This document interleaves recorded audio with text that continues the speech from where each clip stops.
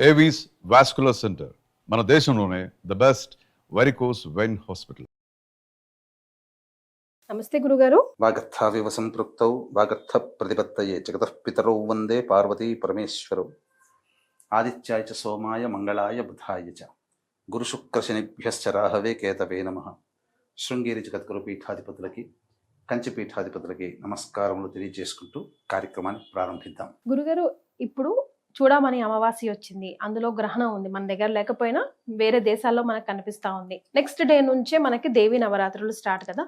మరి ఇంటిని గాని, దేవుడు గదిని గాని, చిత్రపటాలను గాని ఎప్పుడు శుభ్రం చేసుకోవాలి? ఇప్పుడు చాలా మందికి ఈ సంబంధించినటువంటి సందేహం ఎక్కువగా ఉంటుంది.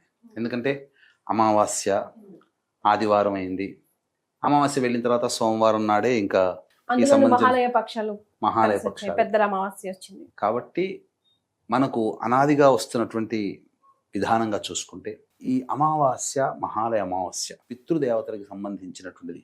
నా వ్యక్తిగతమైన అభిప్రాయం కాదు, సర్వశాస్త్రాలు వేదములు కూడా ఘోషించేటువంటిది ఏంటనంటే పితృదేవతలు ప్రధానమా దేవత ప్రధానమా అంటే పితృదేవతలే ప్రధానం, దేవత కాదు. దేవతలు కూడా వీరి అనుగ్రహం ఉంటేనే అనుగ్రహిస్తారని అంటూ ఉంటారు మీరు ఎప్పుడు. దేవతలు పితృదేవతల అనుగ్రహం ఉంటే దేవతలను అనుగ్రహించే కాదు, దేవతల యొక్క అనుగ్రహం ఏదైతే ఉందో అది పితృదేవతలు సంతోషపడితేనే వస్తుంది, మనకు వస్తుంది. దేవతలు ఆగ్రహించిన పితృదేవతలు దాన్ని ఆపగలిగే శక్తి పితృదేవతలకు ఉంటుంది. మన దాకా ఒక షీల్డ్ లాగా అనమాట. ఓజోన్ పొర ఎట్లయితే మన భూమిని కాపాడుతుందో అలాగే పితృదేవతలు ప్రధానమా. అసలు పితృదేవతల గురించి ఎంత చెప్పినా తనివి తీరదు, వాళ్ళు ప్రధానమమ్మా. అందులో ఏమాత్రం సందేహం లేదు.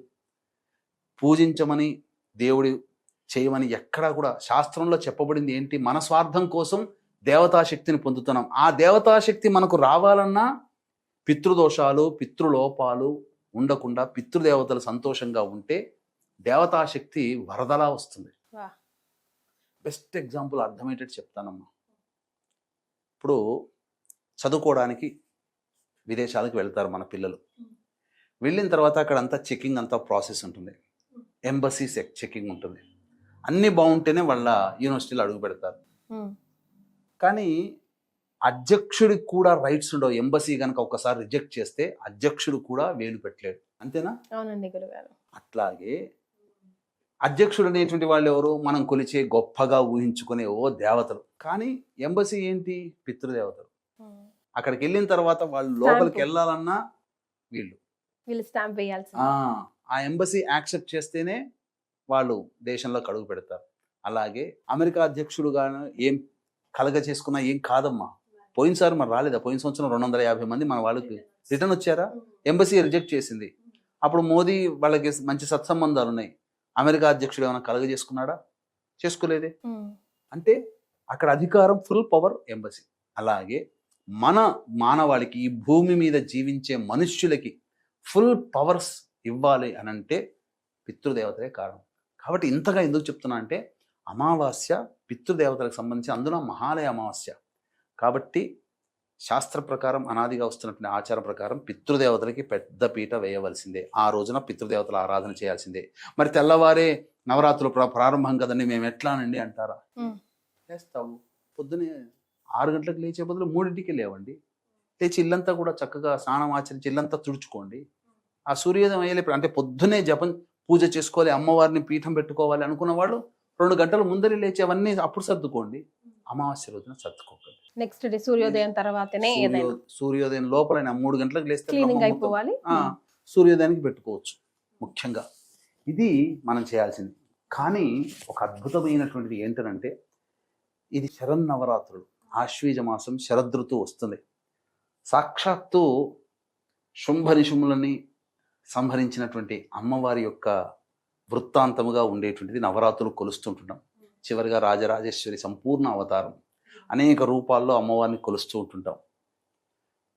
ఇక్కడ మనం గమనించాల్సిన ఒక అద్భుతమైన విషయం, అది నేను అనుభవించి ఆనందించిన విషయం అందరికీ తెలియజేయాలి. ఇక్కడ ఏంటనంటే అమ్మవారు కరుణించే సమయము ప్రదోషకాల సమయం. నవరాత్రులు ప్రదోషకాలం.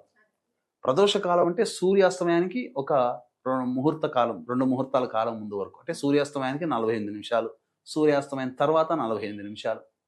ఈ సమయంలో అమ్మవారి యొక్క అనుగ్రహం అనేటువంటిది సంపూర్ణంగా ఉంటుంది. అప్రాక్సిమేట్ గా టైం చెప్పండి గురుగారు, ప్లస్ ఆర్ మైనస్. చెప్పాను కదమ్మా, ప్రతిరోజు సూర్యాస్తమయం, సూర్యోదయం గురించి కాదు, సూర్యాస్తమయంకి 48 నిమిషాల ముందు, సూర్యాస్తమయం తర్వాత 48 నిమిషాలు. ఓకే. ఈ సమయమే అమ్మవారు సంపూర్ణ అనుగ్రహంగా ఉంటుంది. కావాలంటే చెక్ చేసుకోమా నువ్వు వెళ్ళి. ఎందుకనంటే రేపు నువ్వు వెళ్ళి మీ ఇంటి దగ్గర అమ్మవారి దేవాలయం ఉంది కదా, వెళ్ళు. ఒకసారి అమ్మవారిని మొత్తం చూడు, అలంకరణ చేసిన తర్వాత అమ్మవారిని చూడు, ఎలా కనబడుతుంది. సిగ్నిఫికెన్స్ చెప్తాను. కోపంగా, కొద్దిగా రౌద్రంగా, భీకరంగా కనబడుతుంది. అదే అమ్మవారిని ఆఫీస్ అయిపోగానే డైరెక్ట్ అమ్మవారి టెంపుల్కి వెళ్ళిపో. అప్పుడు ఎలా కనబడుతుంది, చాలా నవ్వుతూ కనబడుతుంది. ఆ మొహంలో మరి పొద్దున కనిపించిన భీకర రూపము, రౌద్ర రూపము, దర్పము సంబంధించినటువంటిది సాయంత్రానికి వచ్చేసరికి ఎంత ఆనందంగా, ప్రశాంతంగా వరాలిస్తున్నట్టుగా ఉంటుంది. అందుకనే ఈ యొక్క శరన్నవరాత్రులు ప్రదోషకాల సమయంలో చేసుకున్న వ్యక్తి అమ్మవారి అనుగ్రహానికి సదా పాత్రులవుతారు. అందుకని ఆ రోజంతా ప్రతిరోజు కూడా ఈ నవరాత్రులు ప్రతిరోజు వీలైతే ఉపవాసం ఉండి ప్రదోషకాల సమయంలో అమ్మవారిని ఆరాధన చేయండి. ఎంత సంతోషంగా ఉంటారంటే అంత సంతోషంగా. అమ్మవారు ఆ ఇంట్లో తిష్ట వేస్తుంది, కళకళలాడుతుంది. అమ్మవారి శక్తి సంపూర్ణంగా ఉంటుందని చెప్పడంలో ఏమాత్రం సందేహం లేదు. అంటే అన్ని సమయాల్లో ఉండదా అని కాదు, ఉంటుంది. కానీ ప్రదోష కాలంలో చేసేటువంటి పూజా విధానం ఏదైతే ఉంటుందో అమ్మవారు వరాలిస్తున్నటువంటి, సింపుల్ గా చెప్పాలంటే మీకు అర్థమయ్యేటట్టు ఒక విషయం చెప్తానమ్మా. మీ బాస్ ఉన్నారు కదా, ఇప్పుడు మీరు బాస్ కోపంగా ఉన్నాడు, బిజీగా ఉన్నాడు అనుకోండి, నాకు లీవ్ కావాలని చెప్పి అంటే శాంక్షన్ అవుతుందా? సంతోషంగా ఉన్నాడు, చిల్అవుట్ చేస్తున్నాడు, జోవియల్గా ఉన్న టైంలో పోయి 4 మాటలు మాట్లాడి నాకు పలానా రోజు ఇంట్లో పని ఉంది, నాకు లీవ్ కావాలంటే ఓకే గో హెడ్ అని అంటాడు. అలాగే అమ్మవారు సంతోషంగా ఉండే సమయం ప్రదోష కాలానికి ఉండేటువంటి సమయం. కాబట్టి ఆ సమయంలో అమ్మవారిని ఆర్జీ పెట్టుకో, పూజ చేయి, అమ్మవారిని సంతోషపెట్టు. ధూపదీప నైవేద్యాలు, పంచోపచారాలు, షోడశోపచార విధానంగా పూజ చేసి అమ్మవారికి ఆర్జీ పెట్టు. నీకేం కోరిక కావాలో ఎందుకు తీర్చదో మహాతల్లి, ముగ్గురమ్మల మూలపుట్టు తల్లి ఆ దుర్గాదేవి ఖచ్చితంగా తీరుస్తుంది. సో ఈ రోజు ఈ వీడియోలో నవరాత్రులకు సంబంధించిన అనేక ధర్మ సందేహాలు గురుగారు అయితే నివృత్తి చేశారు. ఒక్కొక్క వీడియోలో మనం డెఫినెట్గా ఈ 9 అవతారాలకి సంబంధించి ఏ రంగు అమ్మవారికి ఇష్టం, ఏ నైవేద్యం సమర్పించాలి, ఏ అష్టోత్తరంతో అమ్మవారిని పూజించాలి, ఆరాధించాలనే విషయాలు ఒక 9 వీడియోలుగా గురుగారు ఆధ్వర్యంలో మళ్ళీ చేస్తాను. ఇప్పటికైతే రెగ్యులర్ ధర్మ సందేహాలు నవరాత్రులకు సంబంధించి గురుగారు ఆధ్వర్యంలో నివృత్తి సమాధానాలు తెలియజేశారు. చాలా సంతోషం గురుగారు, ధన్యవాదాలు. సర్వం శ్రీ మమహేశ్వర పరబ్రహ్మార్పణమస్తు.